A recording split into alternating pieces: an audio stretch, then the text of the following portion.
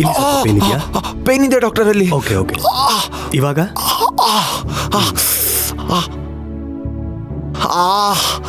ಅಲ್ಲೇ ಅಲ್ಲೇ. ಓಕೆ. ಸ್ವಲ್ಪ ತಡ್ಕೊಳ್ಳೋ.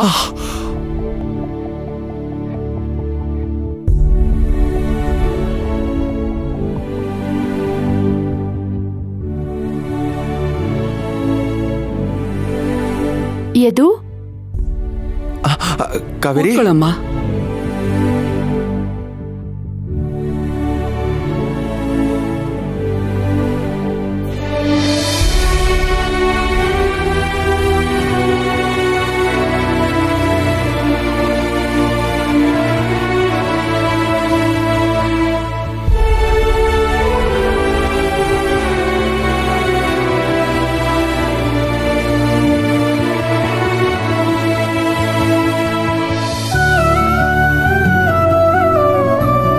ಓಕೆ. ಇದು ಆಲ್ಮೋಸ್ಟ್ ಗಾಯಗಳೆಲ್ಲ ಹೀಲಪ್ ಆಗಿದೆ.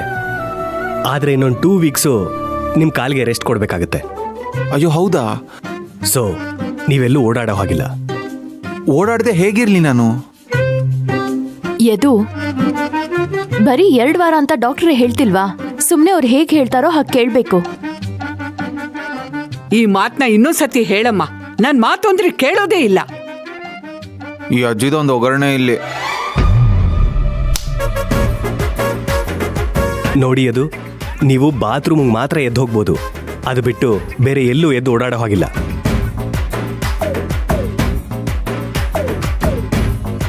ನೀವಿದನ್ನ ಸ್ಟ್ರಿಕ್ಟಾಗಿ ಫಾಲೋ ಮಾಡಿದ್ರೆ ಬೇಗ ಕ್ಯೂರ್ ಆಗ್ತೀರಾ. ಇಲ್ಲ ಅಂದರೆ ಇನ್ನೂ ತಿಂಗಳಾನ್ಗಟ್ಲೆ ಹಿಡಿಯುತ್ತೆ ನೋಡಿ. ಅಯ್ಯೋ ನೋ ನೋ ನೋ, ನೀವು ಹೇಳ್ದಾಗೆ ಕೇಳ್ತೀನಿ ಡಾಕ್ಟರ್. That's good.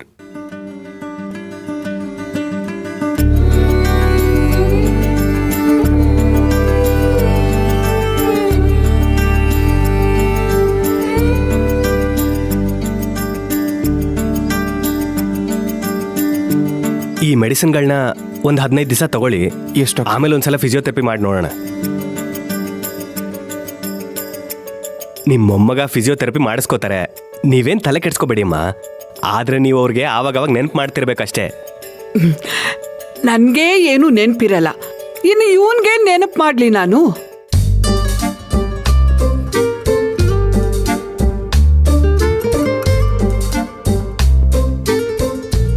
ಕಾವೇರಿ ಹೇಗೋ ಇರ್ತಾಳೆ, ಅವಳೇ ಇವನಿಗೆ ನೆನಪು ಮಾಡ್ತಾಳೆ. ಇದರಿಂದ ಇವರಿಬ್ರು ಮತ್ತಷ್ಟು ಹತ್ರ ಆಗ್ತಾರೆ.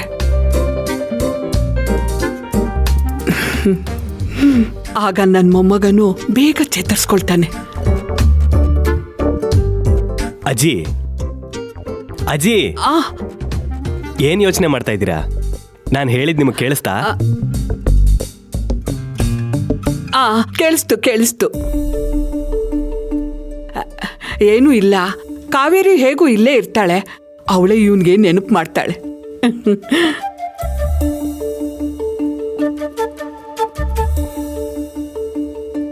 ಅವಳೇ ಇವನ್ಗೆ ವ್ಯಾಯಾಮ ಮಾಡಿಸ್ತಾಳೆ.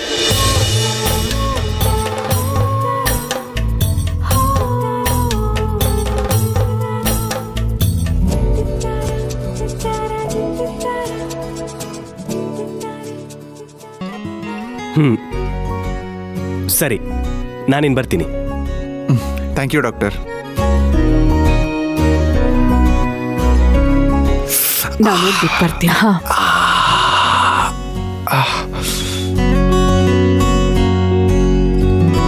ಕಾವೇರಿ, ನೆನ್ನೆ ರಾತ್ರಿ ನೀನು ಯಾಕೆ ರಾಮ್ ಸರ್ ಮನೆಗೆ ಹೋಗಿದ್ದೆ? ಯದು, ರಾಮ್ ಸರ್ ಮನೆಗೆ ನಮ್ಮನ್ನೆಲ್ಲ ಡಿನ್ನರಿಗೆ ಕರೆದಿದ್ರು, ಅದಕ್ಕೆ ಹೋಗಿದ್ದೆ. ಹೌದಾ? ಅದೇನು sudden dinner plans? Yadu, Preetham ಹೊಸ ವೆಂಚರ್ ಬಗ್ಗೆ ಹೇಳಿದ್ನಲ್ಲ ನಾನು, ಅದರಲ್ಲಿ ನಾನು ಇನ್ವಾಲ್ವ್ ಆಗಬೇಕಂತೆ. ಮೇಲಾಗಿ ಸ್ವಲ್ಪ ಸಹಾಯ ಮಾಡು ಅಂತ ಕೇಳಿದ್ದಾರೆ. ಓಹ್ ಹೌದಾ? ಒಳ್ಳೇದಾಯ್ತು ಬಿಡು. ಈಗ ಬಾಸ್ ಮಗಂಗೆ ಡೈರೆಕ್ಟಾಗಿ ಕೈ ಕೆಳಗೆ ಕೆಲಸ ಮಾಡ್ತಿದ್ಯಾ ಅನ್ನು?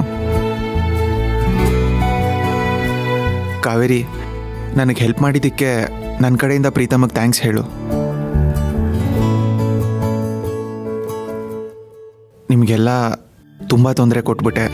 ಇದೆಲ್ಲ ನನ್ನಿಂದನೇ ಆಗಿತ್ತು. I am sorry Kaveri. ಇನ್ನು ಮುಂದೆ ನಾನು ತುಂಬ ಹುಷಾರಾಗಿರ್ತೀನಿ, ಯಾವುದೇ ಜಗಳ ಮಾಡ್ಕೊಳ್ಳಲ್ಲ. ಐ ಅಯ್ಯಯ್ಯೋ. ಪ್ರಾಮಿಸ್. ಇದೆಲ್ಲ ಹೋಗ್ಲಿ, ಮೊದಲು ನೀನು ಹುಷಾರಾಗು. ಕಾವೇರಿ, ನೀನು ಹೆಲ್ಪ್ ಮಾಡಿದ್ರೆ ನಾನು ಬೇಗ ಓಡಾಡೋ ಹಾಗಾಗ್ತೀನಿ.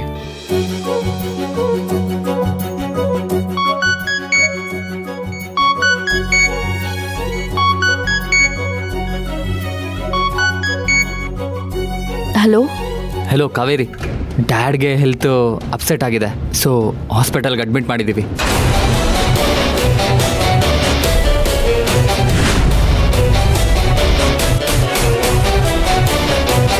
ಹೌದಾ, ಏನಾಗಿದೆ? ಈಗ ಹೇಗಿದ್ದಾರೆ?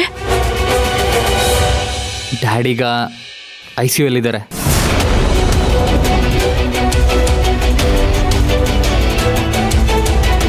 ಏನು, ICUನಲ್ಲ?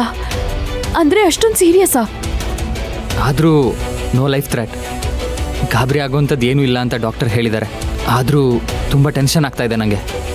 ಹೌದಾ, ನಾನು ರಾಮ್ ಸರ್ನ ನೋಡಬೇಕು. ನಾನು ಈಗಲೇ ಬರ್ತೀನಿ. ಕಾವೇರಿ, ಯಾರನ್ನೂ ಒಳಗೆ ಬಿಡ್ತಾ ಇಲ್ಲ, ಅದಕ್ಕೋಸ್ಕರ ಎಲ್ಲರೂ ಮನೆಗೆ ಹೋಗಿದ್ದಾರೆ. ನಾನೊಬ್ಬನೇ ಇಲ್ಲಿ ಕಾಯ್ತಾ ಇದ್ದೀನಿ. ನನ್ನ ಮನ್ಸು ಒಪ್ತಿಲ್ಲ ಕಣೋ, ನಾನು ಈಗಲೇ ಬರ್ತೀನಿ. ಕಾವೇರಿ, ಏನಾಯ್ತು? ರಾಮ್ ಸರ್ಗೆ ಹುಷಾರಿಲ್ವಂತೆ ಕಣೋ, ಹಾಸ್ಪಿಟಲಲ್ಲಿ ಇದ್ದಾರಂತೆ. ನಾನು ಬರ್ತೀನಿ. ಕಾವೇರಿ, ಇವಳು ಯಾಕಷ್ಟು ಅರ್ಜೆಂಟಲ್ಲಿ ಹೋಗ್ತಿದ್ದಾಳೆ? ರಾಮ್ ಸರ್ಗೆ ಏನಾಗಿದೆ?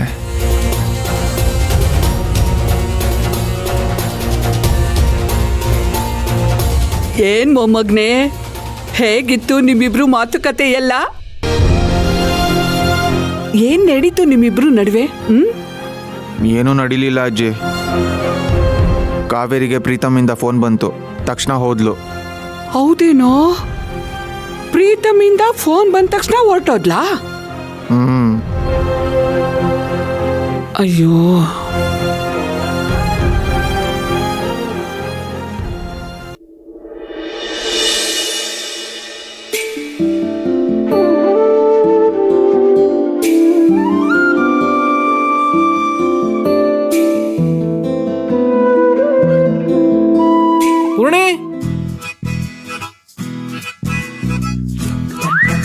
ಪೂರ್ಣಿ ಕೊಡಿ. ಇನ್ಮೇಲೆ ನಮ್ಮ ಲೈಫ್ ಫುಲ್ ಚೇಂಜ್ ಆಗ್ಬಿಡುತ್ತೆ. ಹೊಸ ಅಧ್ಯಾಯ ಶುರು ಮಾಡಬೇಕು ಅಂತಿದ್ದೀನಿ. ಎಲ್ಲ ಚೇಂಜ್ ಮಾಡ್ಬಿಡ್ತೀನಿ. ಯಾಕೆ, ಏನ್ ಚೇಂಜ್ ಮಾಡ್ತೀರಾ?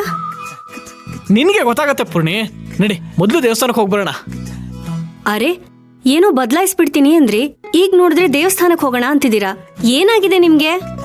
ಪೂರ್ಣಿ, ಯಾವುದೇ ಕೆಲಸ ಶುರು ಮಾಡಬೇಕಾದ್ರೂ ಮೊದಲು ದೇವರ ಆಶೀರ್ವಾದ ಇರಬೇಕು. ನಮ್ಮ ಹೊಸ ಅಧ್ಯಾಯ ಶುರು ಮಾಡೋದಕ್ಕೆ ಮೊದಲು ದೇವರ ಆಶೀರ್ವಾದ ಪಡ್ಕೊಂಡು ಅಲ್ಲಿಂದ ಮುಂದಕ್ಕೆ ಹೊರಡೋಣ. ನಡಿ ನೀನು.